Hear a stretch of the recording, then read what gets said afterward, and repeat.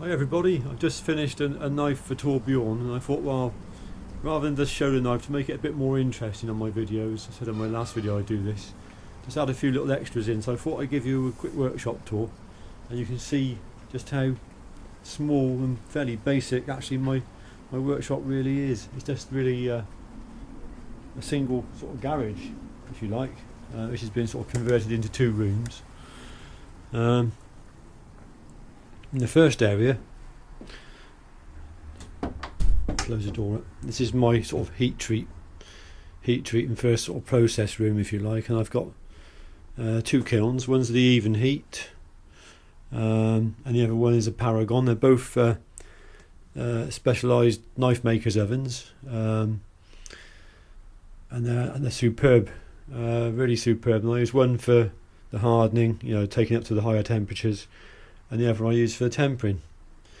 A few pieces of steel there for my next knife builds. A very simple jig.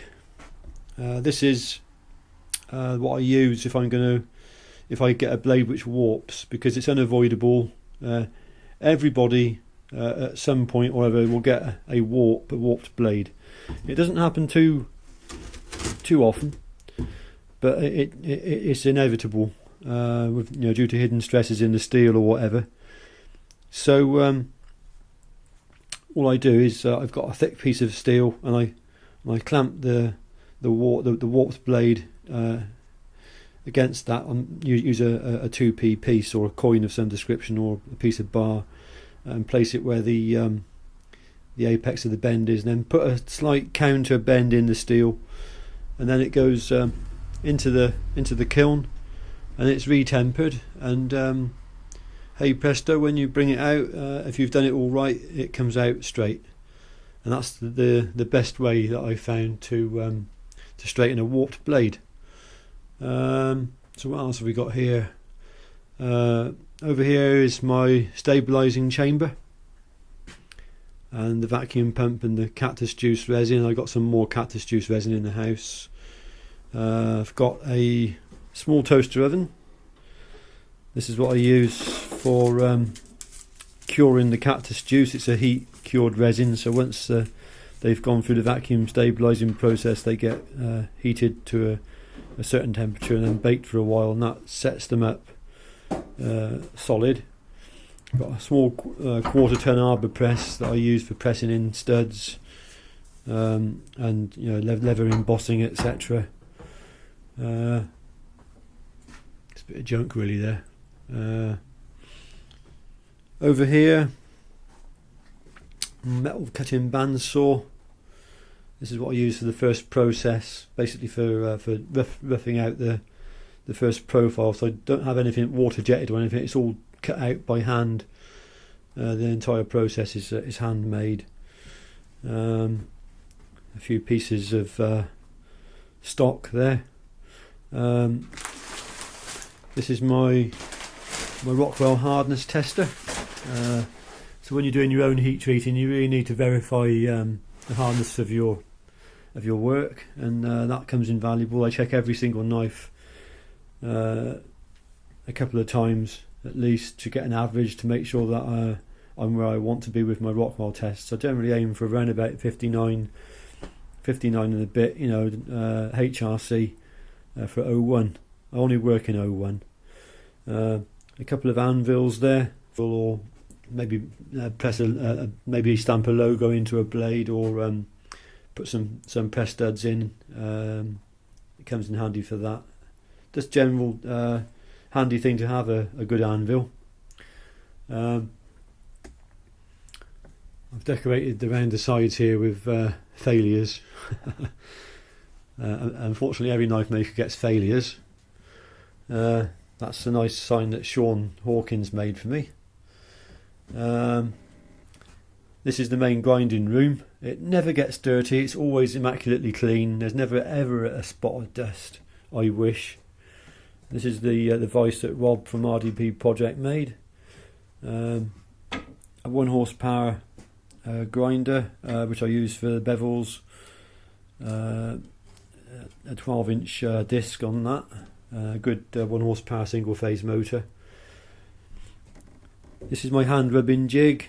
If I got tidy a blade up which has got the handles on, I generally put a piece of cloth on there and then mount the blade on the magnet and then rub it that way. But generally this is out of the way, and I just mount the blade on there and sit down here and just sit and just hand rub the blades out, and that's what that's for. Just a simple piece of wood. A couple of 2-ton vice, a good solid, I think it's an Irwin, a good solid Irwin vice. I know my friend Dave, Leafy Dave, likes these sort of things. A hobby grade wood grinder. Actually, it stood up to the wears and tears of sort of fairly hard use. So I've had a couple of cam belts snap on it, but they're easy to replace. So that's that. A dust extractor down there. A small wonky shelf for my measuring devices. A couple of vernier gauges and an angle inclinometer. Various belts. I store my other belts indoors, so they're sort of part worn belts. Various knives in different stages. I know Scott Fisher will be watching this. I know he always watches. One of these will be for you, Scott. They preheat treat at the moment. They just had the handle holes sort of piloted in.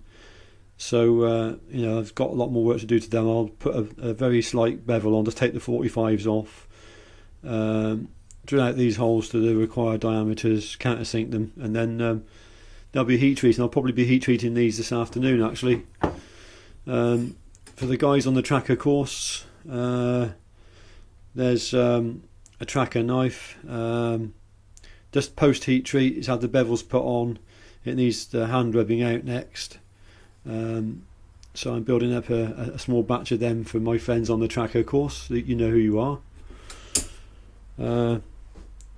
This is my main and only grinder, Downland Engineering. It does, for the knives that I build, it's perfectly adequate, and I've had absolutely no problems with it whatsoever. That's the platen, so that arm would come out, and then I'd exchange it for these various arms. That's my small wheel attachment arm, which Lee from LB made me. I'm still waiting for the attachment to come from the States. A lot of if you want anything specialist for knife making, you've really got to order it from abroad. My old bench grinder I use for sharpening and polishing. Obviously the buffing mops are kept away from the dirt and grit. A couple of pillar drills, some countersink bits, some PPE, various pattern pieces, various jigs, and I've got a spare. There's a worn out platen there, and there's a brand new platen waiting to go on when the other one needs refurbishing, because you do wear your platens out over time. A shop vacuum down there, a little heater, and my wood cutting bandsaw. One place to store my drill bits. So basically that's just it really. And the vacuum hose, the hose down here from the dust extractor, that is designed to come out of there and attach to all the various items of machinery that I've got in the workshop. So that's that. I'll probably show you a blade straightening demo sometime in the future. If I get a warped blade, I'll show you how to temper correct it. Oh, lovely pair of tongs from Andy Kirkham. Wouldn't be without them. Quench oil down there as well. So that's fire extinguisher. So that's my workshop tour, and now on to Torbjorns knife. Just one other thing.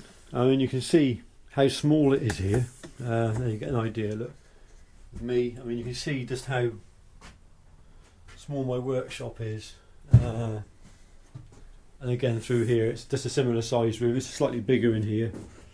You know, I can just about swing a cat maybe, but I do intend, the plan is hopefully later this year, if finance is permitting, to make an access way through there, and then I'm going to extend maybe another 2 or 3 meters that way and across, and perhaps have a backup grinder. I think I could do with 2 grinders really, to be honest, and a few other bits and pieces just to make things a bit easier. But for making the fixed tang knives, I'm only going to be doing fixed tang knives. I don't need lathes, I don't need mills, and really just fairly basic machinery, you know, can get you building fixed blade knives. But obviously, even this, even what I've got here in the workshop, you're looking at a pretty penny to buy it. But yeah, that's my workshop as it is at the moment. It's clean at the moment, but after a batch of knives have been built, it's pretty messy. So I tend to give it a good blitz after every batch of knives. Well, as the workshop's nice and clean, I thought I showed Torbjorns knife in the workshop.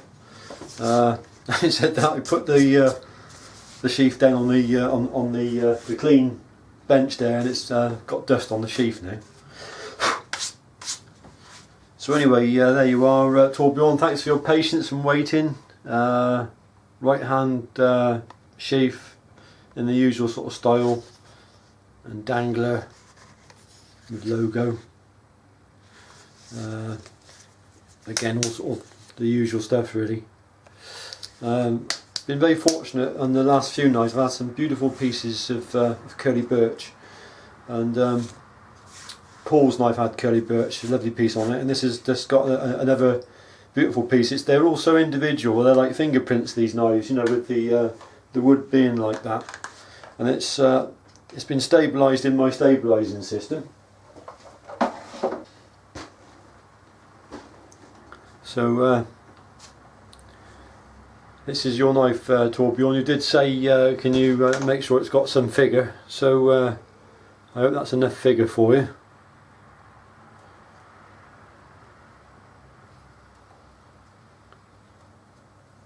Black liners, and you want a slightly thicker handle, so I've tried to leave it a bit thicker.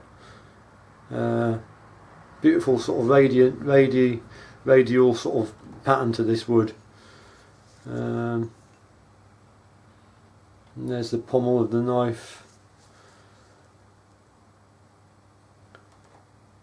Yeah, can you see the blade? I think you can see the...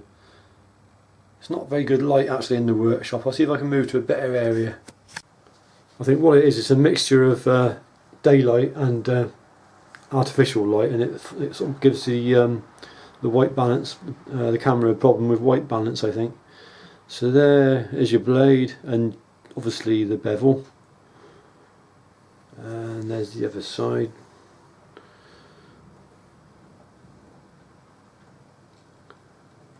Yeah, run that all the way along there. And your plunge lines.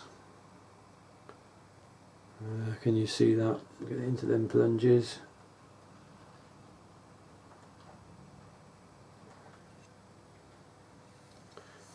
And the tip. There's a tip. Nice and clean, no scratches.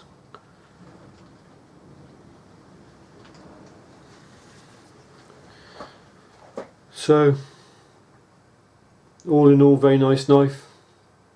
I hope that's what you wanted, and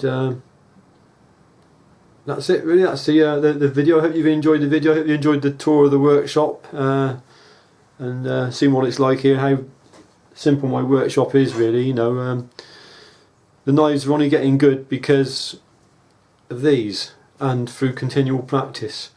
And that's all I can say really. It helps to have a good grinder, and it helps to have good flat wheels.